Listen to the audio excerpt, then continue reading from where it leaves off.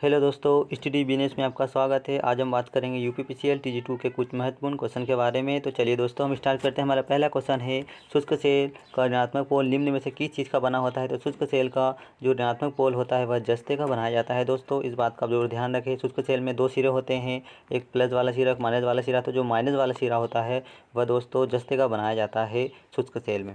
दूसरा सवाल है, विद्युतीय उपकरण में किस वर्ग की आग को रखा जाता है। तो विद्युतीय उपकरण को वर्ग सी की आग में रखा जाता है। दोस्तों, इस बात का जरूर ध्यान रखें। दूसरा सवाल ये है कि निम्न में से कौन सा एक कठोर लोह चुंबकीय पदार्थ है। निम्न में से ये चार ऑप्शन है, इनमें से कौन आपको बताना है दोस्तों कि एक कठोर लोह चुंबकीय पदार्थ है।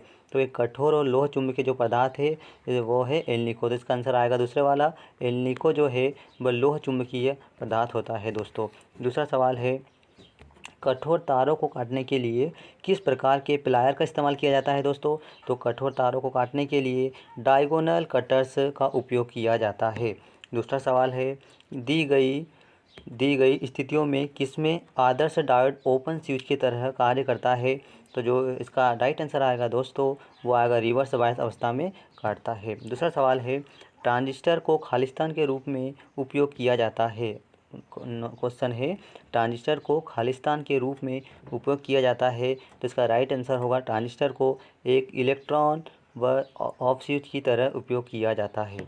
दूसरा सवाल है दोस्तों, दिक परिवर्तक का ब्रश निम्न में से किस पदार्थ का बना होता है। दोस्तों, तो दिक परिवर्तक का जो ब्रश होता है वह कार्बन का बनाया जाता है। इस बात का ध्यान रखना दोस्तों। दूसरा सवाल है, आमतौर पर किस अर्धचालक का सबसे ज़्यादा उपयोग होता है। तो आमतौर पर सबसे ज़्यादा अर्धचालक का उपयोग सिलिकॉन का होता है। दोस्तों, अर्धचालक के नाम सिलिकॉन होता है, एक जर्मेनियम होता है। तो इसमें सबसे उपयोग होने वाला ज़्यादा वो क्या होता है, सिलिकॉन होता है। ठीक है दोस्तों, आगे चलिए।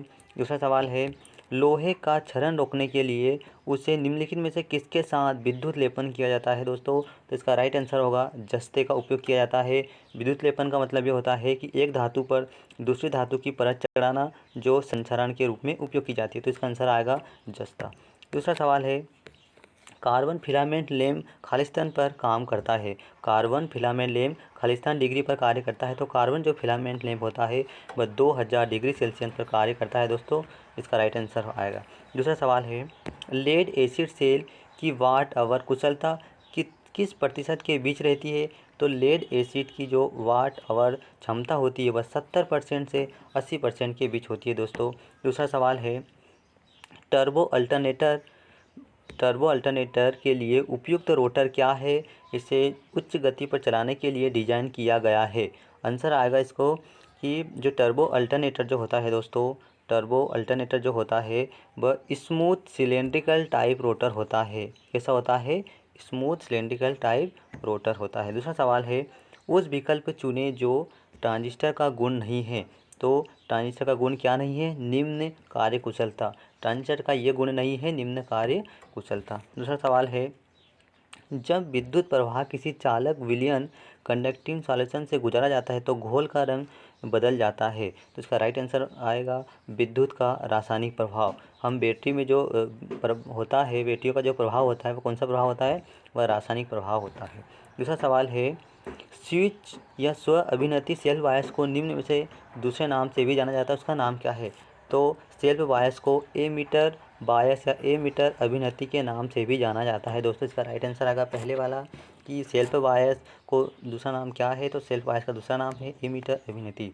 दूसरा सवाल है दोस्तों, किसी किसी दिष्टकारी या डीसी शंट को शुरुआती बलागुण टार्क क्या होगा। को दिष्ट धारा शंट मोटर का शुरुआती जो बल आघूर्ण होता है वह कैसा होता है, वह उच्च होता है। दोस्तों, ये क्वेश्चन यूपीपीसीएल टीजीटी के सारे हैं, इनमें पूछे गए हैं दोस्तों, और आपको पढ़ने में बहुत आसान लगेगा और ये आपको जो एग्ज़ाम दोगे उसमें बहुत महत्वपूर्ण रहेगा। दूसरा सवाल है, एक बैटरी को 20 ओम के पट्टियों से जोड़ा जाता है और 0.75 एम्पीयर की करंट पैदा की जाती है। तो बैटरी का जो विद्युत वाहक बल है वो कितना होगा दोस्तों, वो होगा 15 वोल्ट होगा। दूसरा सवाल है, सीई प्रवर्धक एम्पलीफायर की करंट की प्राप्ति का अनुपात होता है। तो इसका राइट आंसर होगा दोस्तों IC/IE। दूसरा सवाल है, CRO का इनपुट प्रतिबाधा इम्पीडेंस कितना होता है। सवाल है CRO। पहले तो बताओ CRO का फुल फॉर्म क्या है। तो दोस्तों CRO का फुल फॉर्म है कैथोड रे ऑसिलोस्कोप, और इसका इनपुट प्रतिबाधा इम्पीडेंस 1 मेगा ओम होता है। कितना होता है? 1 मेगा ओम होता है। इसका राइट आंसर आएगा चौथे वाला। दूसरा सवाल है निकिल को कहाँ उपयोग किया जाता है। सवाल है निकिल को कहाँ उपयोग किया जाता है। तो निकिल को बैटरी में उपयोग किया जाता है। जो निकिल आयरन सेल है वह कौन सी है? वह बैटरी होती है। दूसरा सवाल है किसी सीलिंग फैन के घूमने का कार्य सिद्धांत क्या है। तो किसी घूमने का जो कार्य सिद्धांत होता है दोस्तों वह है संधारित्र का उपयोग करके। किसका उपयोग करके दोस्तों? संधारित्र का उपयोग करने वाली एकल कलीय प्रेरण मोटर होती है। दूसरा सवाल है दोस्तों किसी चालक कंडक्टर का प्रतिरोध बढ़ता है। किसी चालक कंडक्टर का प्रतिरोध बढ़ता है तो क्या होगा? तो अगर प्रतिरोध बढ़ेगा तो धारा घटेगी और उसका अनुप्रस्थ काट का क्षेत्रफल भी क्या होता है? वह भी घट जाता है दोस्तों। दूसरा सवाल है निम्न में से कौन एन टाइप अर्धचालक में धारा संचरण यानी करेंट कंडक्शन होता है। तो दोस्तों इसका आंसर आएगा इलेक्ट्रॉन। इलेक्ट्रॉन में ही धारा का प्रवाह होता है। दूसरा सवाल है दोस्तों कुंडलन का अंतराल गुणा पिक फैक्टर का अनुपात क्या होता है। कुंडलन कॉइल का पिच फैक्टर कितना होता है। तो इसका आंसर आएगा कॉइल वाइडिंग पिच बटे पोल पिच होता है। ये दोस्तों ये काफ़ी इंपॉर्टेंट क्वेश्चन है, ये हर बार पूछा जाता है एग्जाम में कि पिच फैक्टर का अनुपात क्या होता है। तो वाइडिंग पिच बटे पोल पिच होता है। दूसरा सवाल है दोस्तों कि दो नज़दीकी पोलों के बीच की दूरी का केंद्र खालिस्तान कहलाता है। तो दो नज़दीकी पोलों के बीच की दूरी का जो केंद्र है वह कहलाता है पोल पिच कहलाता है दोस्तों। दूसरा सवाल है धारिता की इकाई क्या है। बहुत इंपॉर्टेंट मोस्ट इंपॉर्टेंट क्वेश्चन है दोस्तों। धारिता कैपेसिटेंस की इकाई क्या है। तो कैपेसिटेंस की इकाई क्या है दोस्तों? फेरेड है। इस बात का ध्यान रखना दोस्तों कि धारिता जो होती है उसका मात्रक फेरेड होता है, कैपेसिटेंस कहलाता है इंग्लिश में। दूसरा सवाल है ज्यावक्रीय यह साइनसोइडल प्रत्यावर्ती धारा के मान के लिए फॉर्म फैक्टर क्या होता है दोस्तों। तो ज्यावक्रीय प्रत्यावर्ती धारा के मान के लिए फॉर्म फैक्टर का जो मान होता है 1.11 होता है दोस्तों। इस बार चलिए दोस्तों आगे चलते हैं। प्रदीप्ति की इकाई क्या है। बहुत मोस्ट इंपोर्टेंट क्वेश्चन है दोस्तों। प्रदीप्ति की इकाई क्या है। तो प्रदीप्ति की जो इकाई है इल्यूमिनेंस की जो इकाई है उसकी इकाई है लक्स। चलिए दोस्तों आगे चलते हैं। दूसरा सवाल है बीजेटी दोस्तों बीजेटी का फुल फॉर्म क्या है। आप जरूर कमेंट करके हमें जरूर बताइए।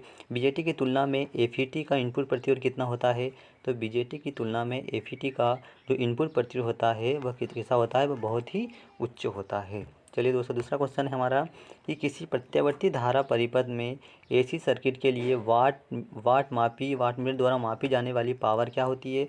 तो वह पावर होती है वह कैसी कहलाती है? वह एक्टिव पावर होती है दोस्तों। दूसरा सवाल है किसी प्रैक्टिकल डायोड में फॉरवर्ड प्रतिरोध क्या होता है। तो किसी प्रैक्टिकल डायोड जो होता है उसमें फॉरवर्ड जो प्रतिरोध होता है वह कुछ ओम होता है, मतलब लगभग ओम होता है। दूसरा सवाल है IE नियम संख्या 32 क्या दर्शाता है। क्वेश्चन है हमारे पास कि IE नियम 32 क्या दर्शाता है दोस्तों। इसका राइट आंसर आएगा भूसंपर्क उदासीन चालक को दर्शाता है। इसका राइट आंसर ये होगा कि भूसंपर्कित किए गए व भूसंपर्कित उदासीन चालक को दर्शाता है।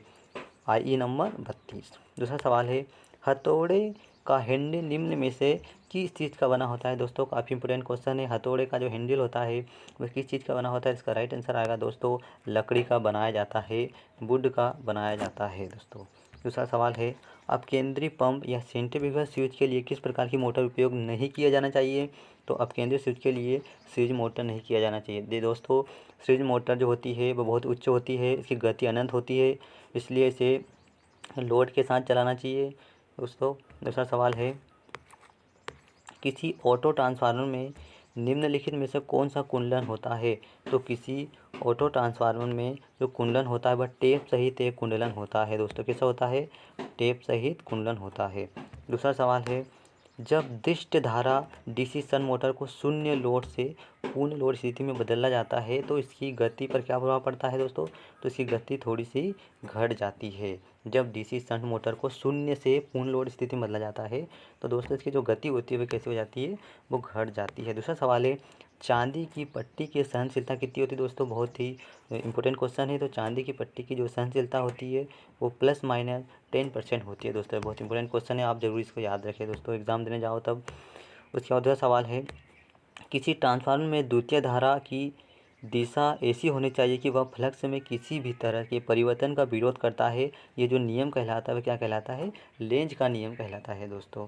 इसका आंसर आएगा लेंज का नियम। दूसरा सवाल है, एक permanent magnet moving coil PMMC उपकरण में बलागुण बटे भार का अनुपात क्या कहलाता है? तो बलागुण और भार का जो अनुपात होता है वह क्या होता है, कैसा होता है? वह उच्च होता है, बहुत ही ज़्यादा हाई होता है। दूसरा सवाल है, किरचॉफ का कौन सा नियम नोड या जंक्शन विश्लेषण पर लागू होता है? तो वह केसीएल का जो नियम होता है वो लागू होता है। तो चलिए दोस्तों, आपको हमारा क्वेश्चन कैसे लगा कमेंट्स करके जरूर बताएं और हमारा चैनल सब्सक्राइब करें दोस्तों। थैंक यू, धन्यवाद।